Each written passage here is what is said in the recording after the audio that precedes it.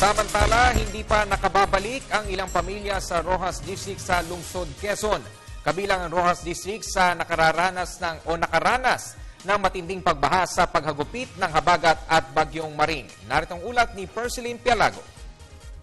Sa paglabas ni Bagyong Maring sa Philippine Area of Responsibility, bakas pa sa Barangay Gumamela, Roxas District sa Quezon City, ang tindi ng pagbaha.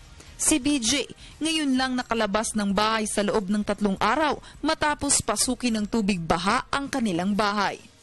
Hanggang dun po sa may taas ng lugawan. 500 pamilya mula sa nasabing barangay ay nananatili ngayon sa Holy Family Parish Church.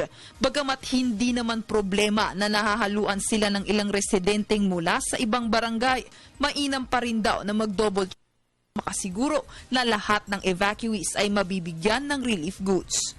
Ito silang pumila, nakikita nyo, sila yung hindi pa nakalista kasi we will giving lahat ng mga drugs na dumating. Marami ito eh. Si Aling Carol na mula din sa Barangay Gumamela, minabuti ng lumikas Lunes pa lang para masiguro ang kaligtasan ng kanyang pamilya. Hindi na raw kasi biro ang lagpas taong baha sa kanilang bahay noong kasagsagan ng habagat. Sumunod kami kasi sa kaligtasan din ng mga bata. Kung hindi namin susundin yun, kawawa naman yung mga bata. Ang laki naman ng pasasalamat ni Aling Catherine sa mga taong simbahan at mga otoridad dahil sa lubos nilang pag-aalaga. Bukod kasi sa libreng lugaw kada oras, mineral water pa ang kanilang inumin. Mas safe dito kaysa sa bahay kasi yung bahay namin lubog na.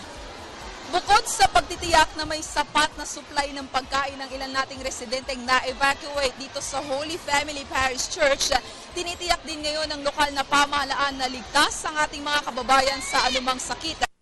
Tunayan ay namimigay sila ng libreng anti-tetanus vaccine at libreng gamot sa leptospirosis na kailangan nilang inumin, isa sa umaga at isa sa gabi.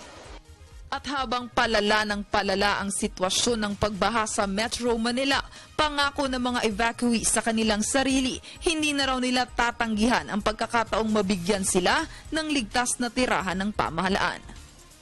Mas gusto ko po na malipat na dahil ngayong ganyan, kada baha, kahit minsan tulog kami, nasa likod na namin yung tubig. Oo naman, mas gusto ko nga yun eh. Ang hirap kaya tuwing umuulan, baha ng baha.